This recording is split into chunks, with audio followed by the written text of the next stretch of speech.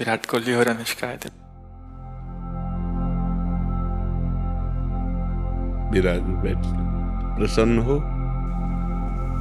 ये भी ठीक। हाँ, नहीं ठीक ही रहना चाहिए।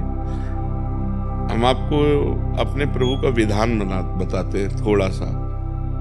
जब प्रभु किसी पर कृपा करते हैं, ये वैभव मिलना कृपा नहीं है, ये पुण्य है। पुण्य से एक घोर पापी को भी बहुत, देखो पाप करके भी उनका कोई पुण्य है जिससे वो सुकृत पूर्व के सुकृतवश चल रहे हैं, नया पाप है। ये वैभव बढ़ना या यश बढ़ना ये भगवान की कृपा नहीं मानी जाती। भगवान की कृपा मानी जाती है अंदर का चिंतन बदलना, जिससे आपके अनंत जन्मों के संस्कार भस्म होकर और अगला जो है वो बड़ा उत्तम होगा। अंदर के चिंतन से होता है, बाहर से कुछ नहीं होता। मात्र अंदर का चिंतन। अच्छा, अंदर का चिंतन हम लोगों का स्वभाव बन गया बहिर्मुखी। बहिर्मुखी मतलब बाहर यश, कीर्ति, लाभ, विजय, इससे हमको सुख मिलता है। अंदर से कोई मतलब नहीं रखता कोई विरला ही अंदर से। अब क्या होता है, भगवान जब कृपा करते हैं तो संत समागम देते हैं, कि दूसरी जब कृपा होती तो विपरीतता देते हैं और फिर अंदर से एक रास्ता देते हैं। ये मेरा रास्ता है, ये परम शांति का रास्ता है, ये शांति का रास्ता नहीं। भगवान वो रास्ता देते और जीव को अपने पास बुला लेते हैं। बिना प्रतिकूलता के संसार का राग नष्ट नहीं होता। किसी को भी वैराग्य होता है तो संसार की प्रतिकूलता देखकर वैराग्य होता है। सब कुछ हमारे अनुकूल है तो हम आनंदित होकर उसका भोग करते हैं। जब हमारे ऊपर प्रतिकूलता आती है तब ठेस पहुंचती है कि इतना झूठा संसार, तो अंदर से भगवान रास्ता देते हैं। ये सही है। भगवान बिना प्रतिकूलता के इस संसार को छुड़ाने का कोई भी औषधि नहीं रखी। आज तक जितने बड़े महापुरुष हुए हैं, जिनका जीवन बदला है, उनको प्रतिकूलता का दर्शन करके बदला है। तो कभी प्रतिकूलता आए उस समय आनंदित हो कि मेरे ऊपर अब भगवान की कृपा हो रही है, कि मुझे सतमार्ग में चलने की प्रेरणा मिल रही है। अगर सतमार्ग छूटा हो, ये सब तो एक सेकंड के लिए आप विचार कीजिए। अब अपना सुधार कर लो, अपने जीवन को सत्य में ले आओ, तो अगला जो होगा वो बहुत जोर का होगा। चाहे जन्म हो तो श्रीवान, कुलवान, धनवान, वैभव संपन्न ऐसे, और भक्ति की अनुकूलता, भक्ति की अनुकूलता। खास बात श्रीवान, धनवान, कुलवान नहीं, खास बात भक्ति की अनुकूलता। अगर इस जन्म में भगवत प्राप्ति नहीं हुई तो भगवान श्री कृष्ण ने गीता में कहा है कि मेरे भक्त का नाश नहीं होता। मैं कुलवान, धनवान, श्रीवानों के कुल में जन्म देता हूँ और फिर पुनः भक्ति का माहौल देता हूँ, और पूर्व का जो भजन छूटा हुआ हो वहीं से उसको। अब बिल्कुल ऐसे ही रहो जैसे रह रहे हो, बिल्कुल संसारिक बन करके रहो, लेकिन अंदर का चिंतन आपका बदल जाए। अंदर के चिंतन में आपकी यश की भावना न रह जाए, अंदर के चिंतन में आपको धन बढ़ाने की भावना न रह जाए। अंदर का चिंतन हो जाए, प्रभु बहुत जन्म व्यतीत हो गए, अब एक बार आपसे मिलना चाहते हैं, एक बार आपसे मिलना चाहते हैं प्रभु, मुझे आप चाहिए, अब संसार नहीं। तो बात बन जाएगी, तो बात बन जाएगी। तो इसलिए आनंद पूर्वक भगवान का नाम जप करो, बिल्कुल चिंता मत करो। बाबा, क्या नाम जप से हो जाएगा पूरा? ये हम अपने जीवन का अनुभव बताते हैं। सांख्य योग और अष्टांग योग और कर्म योग और भक्ति योग, चारों योगों में प्रवेश रहा है। पहले हम सन्यासी रहे हैं 20 वर्ष सन्यासी रहे काशी विश्वनाथ जी।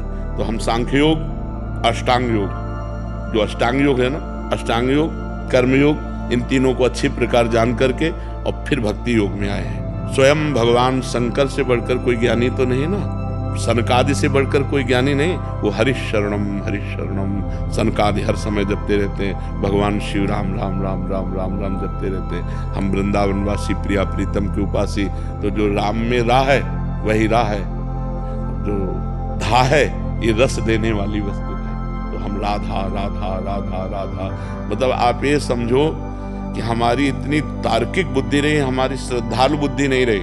सन्यासी की जो बुद्धि होती है वो तर्क प्रधान होती है, कसौटी पर कसने पर। तो हम केवल भावुकता में राधा राधा का प्रचार नहीं कह रहे कि हमने सुना और ऐसे ग्रंथों में पढ़ा, ऐसे कह रहे, स्वयं स्वाद लेके कह रहे और विश्वास के साथ कह रहे कि यदि आप राधा राधा जपते हो तो इसी जन्म में भगवत प्राप्ति हो जाएगी, इसी जन्म में। जैसे किसी से कहा जाए कि तुम सत्य बोलो, मंदिर में चढ़ के बोलो, तो हम मंदिर में नहीं, हम वृंदावन में बैठे हैं। करोड़ों मंदिर इसकी समानता नहीं कर सकते, भगवान का परम धाम है। अगर राधा राधा नाम चल रहा है तो इसी जन्म में भगवत प्राप्ति हो जाएगी। हमारी आखिरी श्वास यदि राधा, तो मुझे श्री जी की प्राप्ति, भगवान की प्राप्ति हो जाएगी। इसमें कोई संशय नहीं और किसी साधनों की कोई आवश्यकता नहीं। आप केवल अंदर ही अंदर चलाइए और लिखिए। देखो, हम जो कह रहे हैं उसको समझो। बहुत अधिक नाम जपने की हमें चेष्टा नहीं करनी, कम संख्या हो लेकिन मन लगा करके हो। जैसे हम, अब देखो, आप लिखो राधा, अपने दिमाग में लिखो, खुले नेत्र लिखो, या बाहर देखो, दिखाई दे रहा है राधा लिखा हुआ, वही कान में सुनो राधा, वही अंदर उठाओ राधा, ये तीनों का एकाकार हो जाए तो ये करोड़ों नाम जप के बराबर है।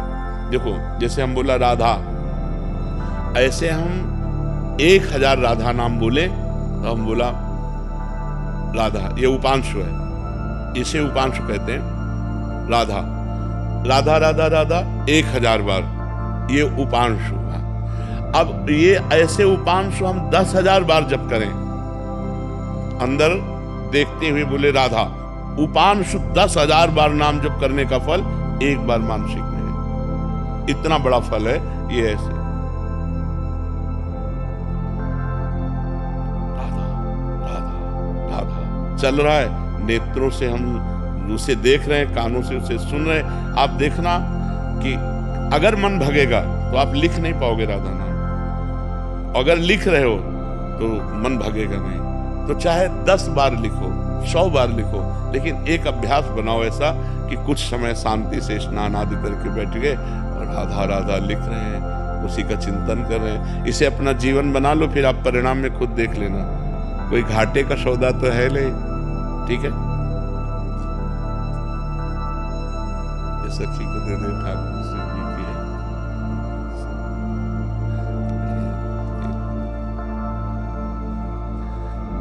खूब आनंदित रहो नाम जप करके।